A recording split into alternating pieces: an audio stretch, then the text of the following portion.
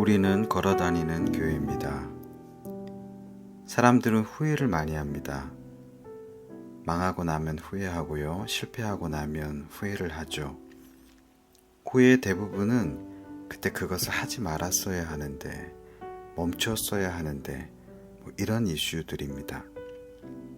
그때 자지 말걸, 놀지 말걸, 그때 주식을 하지 말걸, 사기 투자를 멈출걸, 사람과의 관계도 마찬가지죠. 그때만 멈췄어도 이런 일들, 이런 이유가 한두 가지가 보통 아닙니다.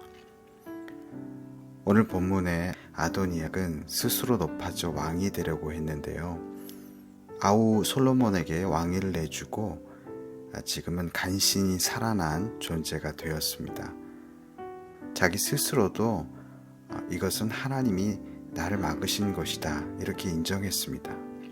15절에 보니까 왕이 된 솔로몬의 어머니 밧세바에게 아도니아가 가서요, 하나님이 막으셔서 자기가 왕이 못 되고 하나님의 뜻으로 솔로몬이 왕이 되었다 이렇게 고백하면서 그의 아버지였던 다윗의 차가워지는 몸을 따뜻하게 하기 위해 아버지 첩으로 드렸던 수냄 여인 아비삭, 그 아비삭을 자기에게 주어서 자기가 결혼하게 해달라 이렇게 부탁을 합니다. 이것은 누가 보아도 왕이 되려고 하는 아도니아의 숨은 야망이 깃들어 있음을 느낄 수가 있습니다. 한 여인을 사랑해서가 아니고요, 왕의 끈을 놓지 않고 왕위에 조금이라도 더 가까이 가려고 하는 시도라는 것이죠. 우리는 이 아도니아의 모습에서 우리의 모습도 발견하게 됩니다. 하나님의 섭리를 인정하죠. 하나님이 그렇게 하셨습니다. 하나님의 뜻이라면 그렇게 돼야 됩니다. 내가 이렇게 살아가는 것도 하나님 뜻입니다. 그렇게 해놓고는 그럼에도 자기의 욕망, 또 바램 이런 걸 버리지 못하는 거예요. 그래서 하나님의 섭리를 인정하지만 또 나의 바람대로 꼭 이루어졌으면 하는 욕망을 붙잡고 그 욕망에 더욱더 가까이 가려고 애쓰는 삶을 사는 것이죠. 그래서 아비삭을 사랑해서가 아니고 욕망 때문에 아도니아는 아비삭을 아내로 맞으려고 하고 있습니다. 진정한 열정, 사랑 이런 것보다 자기의 욕심을 쫓아 어떤 자리를 탐하거나 직업을 택하기도 하죠. 근데 그것이 하나님의 섭리에 반한다, 이것을 알면서도 그렇게 하는 것입니다. 하나님의 섭리를 알면서도 하나님의 뜻과는 정반대인 자리를 차지하려고 하는 나의 욕망, 그런 것이 있다면 우리가 오늘 다 내려놓는 사람이 되어야 할 것입니다. 또 하나는요, 아비삭의 부탁을 들은 솔로몬의 어머니 밧세바는요, 20절에 수냄 여인 아비삭을 아도니아에게 아내로 주는 것이 좋겠다 이렇게 아들 솔로몬에게 청합니다. 그때 솔로몬이 버럭 화를 냈습니다. 물론 어머니 밧세바는 이런 것 가지고 그렇게 화를 내나 할 수도 있습니다. 어쩌면 황당했을 것입니다. 야, 얘가 왕이 되더니 머리 째째해졌나, 대수롭지 않은 일에 이렇게 화를 내고 원칙을 따지고 그러는가, 이런 마음을 가질 수도 있습니다. 그러나 솔로몬은요, 아도니아에게 이런 작은 물꼬를 터주면 이것이 큰 죄악의 강을 만들 수 있다는 것을 알고 있었습니다. 밧세바는 그것을 잊지 말아야 됐던 것이죠. 우리의 삶에도 이런 것쯤이야 하고 지나갈 수 있는 것이 많이 있습니다. 분위기가 좋을 때 웬만하면 다 작은 일로 여겨질 수가 있죠.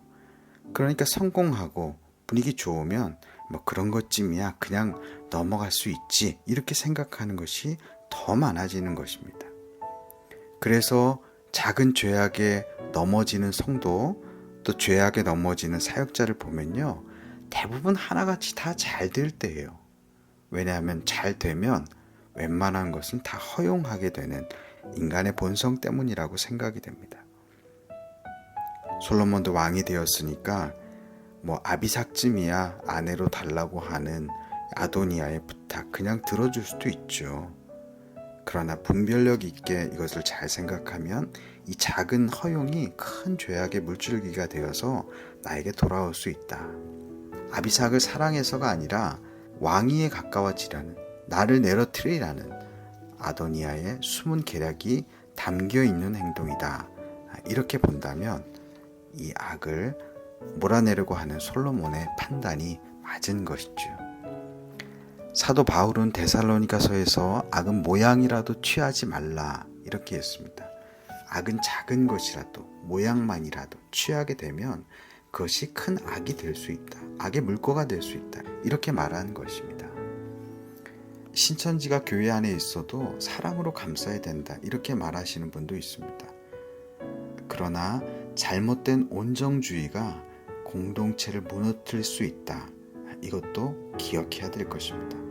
우리가 분별력을 가지고 작은 악이라도 그것이 악의 모양이라도 정말 교회 공동체에 발붙이지 못하도록 성도의 삶에 발붙이지 못하도록 내 삶의 언저리에도 있지 못하도록 해야 하는 것이 마땅한 성도의 본분일 것입니다.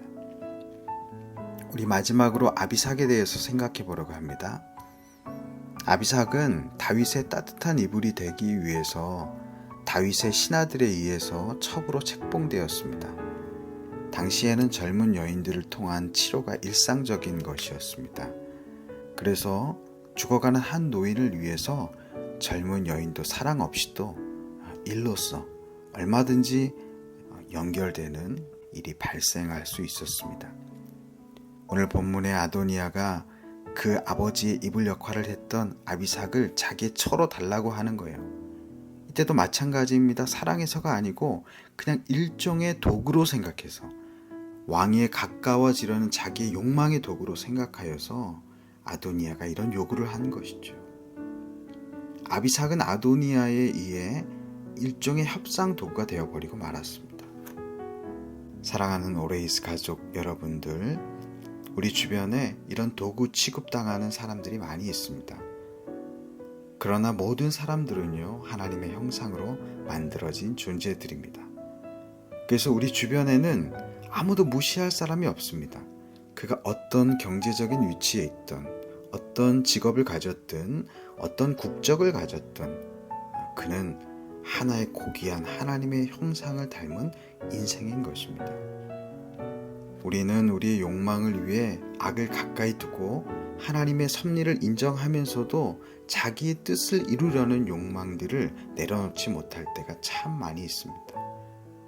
그리고 이 정도는 괜찮겠지, 이 정도 악은 상관없을 거야, 영적인 안일주의에 빠져서 악의 모양을 취할 때가 많이 있습니다. 그러나 우리는 영적으로 경각심을 가져야 될 것이에요. 악은 모양이라도 타협하면 안 된다. 이것은 내 삶을 무너뜨릴 수 있고 우리 공동체를 무너뜨릴 수 있다 라는 것을 기억하면서 악에 빈틈을 주지 않는 우리 모든 오레이스 가족들 되시기를 주님의 이름으로 축복합니다. 하나님의 섭리를 인정하면서도 우리의 욕망을 추구하는 삶이 멈춰지지 않고 있다면 멈춰지게 하여 주시고, 작은 악은 괜찮을 거야 라는 영적인 무사안일주의에서 벗어나 악은 어떤 모양이라도 몰아내는 성령 충만한 성도 되게 하여 주시옵소서. 또한 우리 주변에 아비삭같이 천대받고 무시당하고 수단으로 생각되는 가련한 존재들이 있다면 그들도 하나님의 형상으로 지음받았음을 잊지 않는 우리 모두 되게 하여 주시기를 간절히 소원하며 살아계신 예수 그리스도의 이름으로 기도드립니다. 아멘.